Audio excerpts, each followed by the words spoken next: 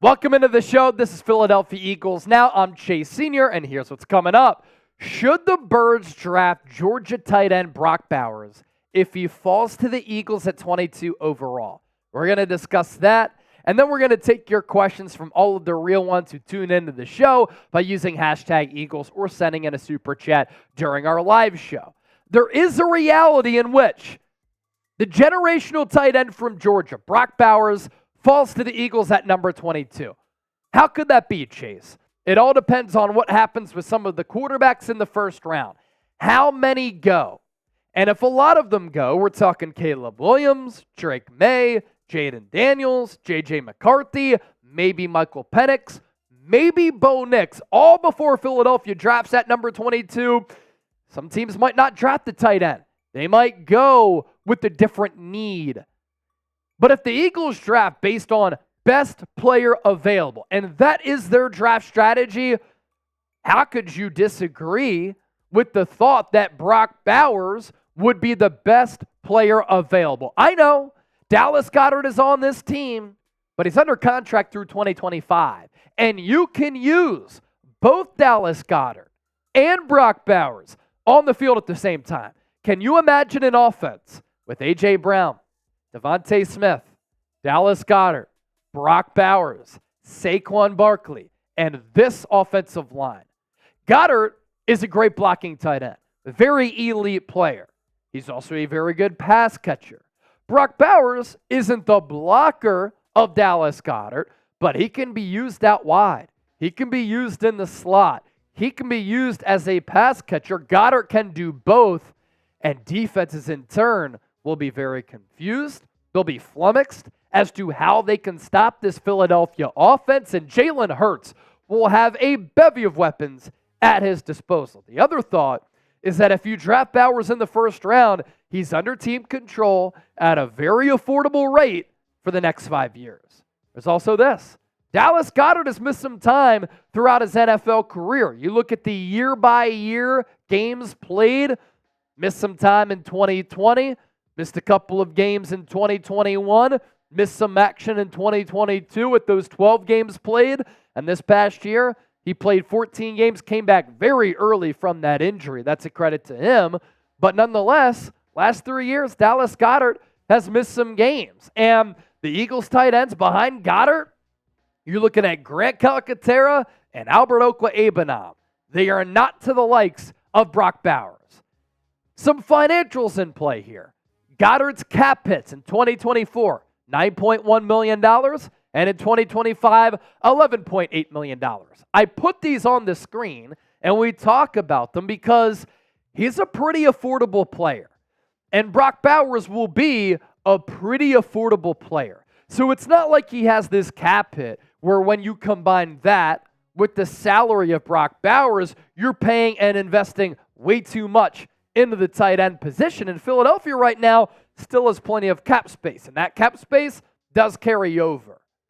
You do have some needs on this roster. Offensive line, cornerback, safety, linebacker, wide receiver 3, and a backup running back.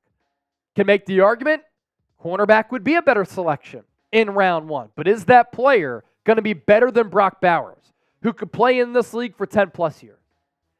Offensive line, you could use a little bit of depth there. There's no doubt about that. But you could also get an offensive lineman in the second round. Same can be said for linebacker. You can get a wide receiver 3 in round 2, round 3, and a backup running back. You're not going to take that player in the first round of the draft. That's why Brock Bowers could make some sense. And I think there's a world in which this totally could happen, because could Howie Roseman help himself bringing in Brock Bowers? He had a great career with the Georgia Bulldogs, couple of national championships, the production, unbelievable. He has the size of George Kittle, but he's even more athletic and he's faster and more nimble than George Kittle, and Kittle is an all-pro. 2021 as a freshman, Bowers, 56 catches, 882 yards, and 13 touchdowns in year 1 in Athens. 2022, 15 games played, 63 catches, 942 yards, and 7 touchdowns. He did have an ankle injury in 2023, kind of got that tightrope surgery, which Alabama has made very popular. But look at the numbers in those 10 games played. 56 catches, 714 yards, and 6 touchdowns. I'm warming up to the idea of Brock Bowers being the guy at 22 overall. What do you think? Should the Eagles draft him? D for draft, O for you think Philadelphia has other needs that are more pressing and more pertinent on this roster. I'm fascinated to see what you all say. As you venture down to the comment section, please make sure you subscribe to the show. There's a reason why we're approaching 74,000 subscribers. I think our content absolutely spectacular right here on Eagles Now. And if you want more stuff like this, thought-provoking content, interesting, informative content, this is your go-to spot. Romeo with the $10 super chat. Man, I'm already hyped for the season. Hopefully Kellen Moore can get our fundamental execution down and Vic Fangio brings some high-level performance to this defense. Let's go Birds. I think that the coordinator hirings of Kellen Moore and Vic Fangio are going to make massive differences. Last year, coming off a Super Bowl, Sean Desai had 1 year of play calling experience. Kellen Moore has many years of having a top 5 offense. Brian Johnson had no experience calling plays at the NFL level. Vic Fangio has been in the game for a long time where he's looked at as one of the most respected defensive minds in the game.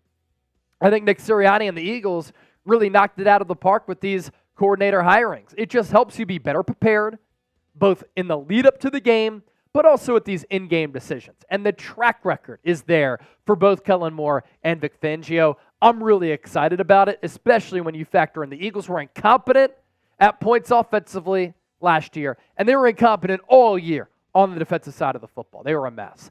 Theus Grizz, $10 super chat. Let's go. I'm loving the moves this offseason. I'm hoping to see Reddick get this extension. I literally just bought his jersey. LOL, LGB. Don't panic. The LGB doesn't necessarily stand for Let's Go Brandon. During our live show, we were saying LGB for Let's Go Birds. Don't get your panties in a wad. Theus is just saying, let's go Birds. And Reddick, we'll see what ends up happening with him. This is a fascinating conversation here because he's put up better numbers than Brian Burns, but Brian Burns just got 28 mil. Myles Garrett's making 25, and Haason Reddick isn't quite the player of a Myles Garrett, but is he better than Brian Burns? He's been more productive, and the $16 million that he's owed in 2024 is non-guaranteed. If he does go somewhere else, still not a bad jersey. Grew up across the bridge in Jersey, went to Temple, and had 27 sacks in 2 years with Philadelphia. It's a pretty damn good 2-year campaign for Haason Reddick, but hopefully he's back as he's going into that age 30 season. All comes down to the price point. Antonio Holmes, certainly a real one, always in the comment section on our videos. What 2 players are a must in the draft? If you're talking position, I would say cornerback is the most pressing need right now.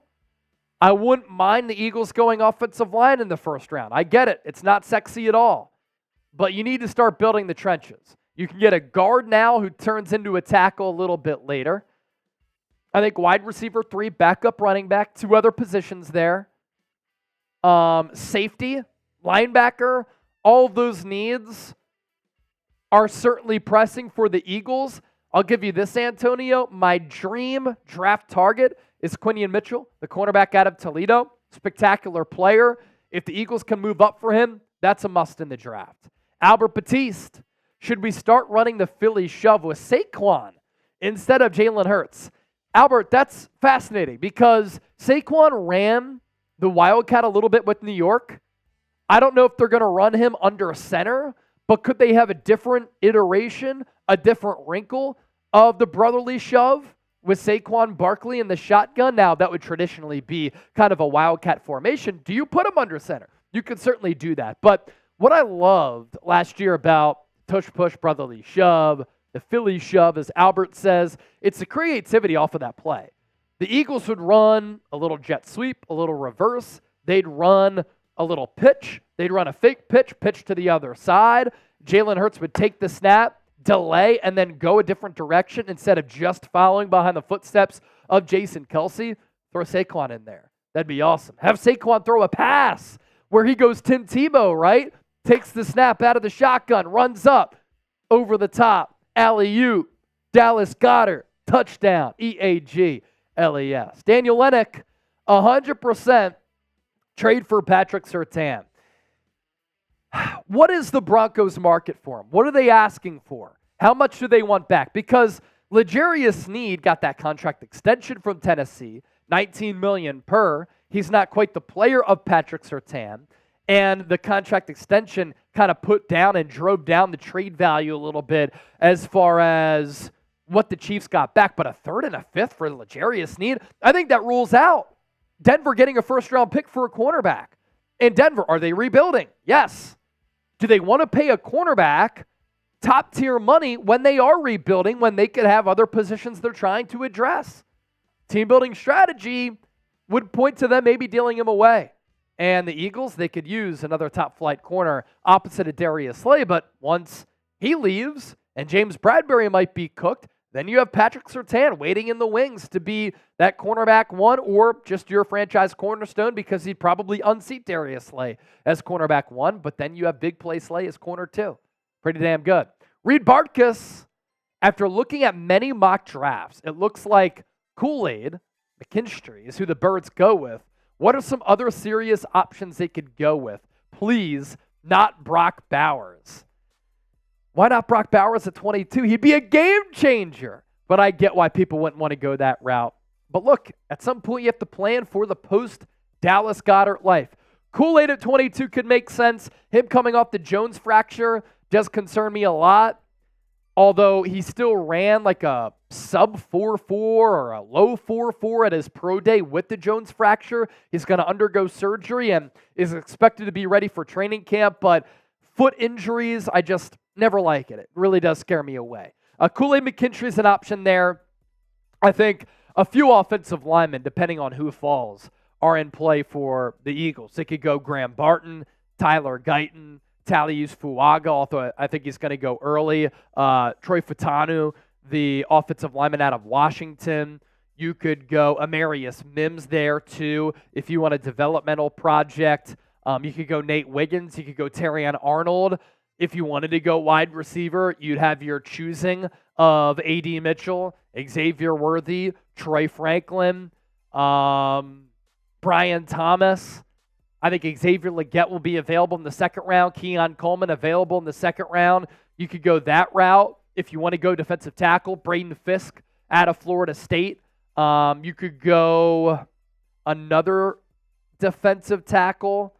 The Illinois kid is pretty intriguing. Jerzon Newton, he could be there. There are just so many options for the Eagles at 22. You know, it's also an option. In addition to trading up, just trading back.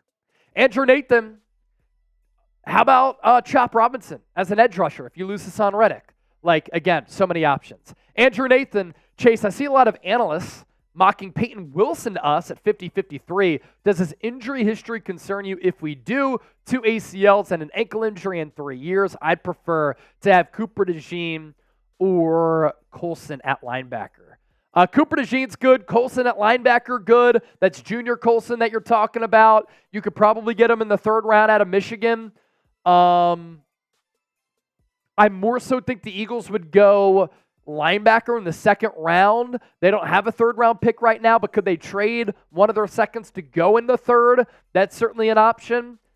Peyton Wilson is an every down linebacker, and Peyton Wilson is a straight up dog. His testing numbers were really awesome. But the injury issues just concern the heck out of me. My player comp for him is kind of like a Luke Kuechly. And Luke Kuechly was the best linebacker in the game for a really long time. I'm pulling up the Peyton Wilson testing numbers. He ran a 4.43, 40-yard dash at the NFL Combine. And he ran that at his size of 6'4", 233 pounds. 10-yard split, 1.54. That's really, really good. Has length. Good athletic profile, but the injuries dating back to high school. It's not just in college. It's going back to high school. It really does just worry me, and I think that you could go other linebackers that you don't have to worry about those injury issues with that you could also draft a little bit later. Edgerrin Cooper, would you rather go with him over Peyton Wilson? I think I would. Lion Fighter, who should start at center and why? I was pretty surprised that Nick Sirianni didn't really give Cam Jurgens a glowing endorsement. He said, yeah, not guaranteed that he's going to start. That means that center and right guard are question marks for Philadelphia. I think in the end, it's going to be Cam Jurgens, but if Jackson Powers-Johnson is available at 22, I think he's going to be a good pro for the next 10 years. He was awesome at Oregon. We talked about his numbers during our mock draft roundup segment earlier this week. He could be the guy at 22. Or if you trade back, get another second-round pick, 3 picks inside the top 60, or 4 picks inside the top 60, that's pretty damn good. And you could go Jackson Powers-Johnson a little bit later on.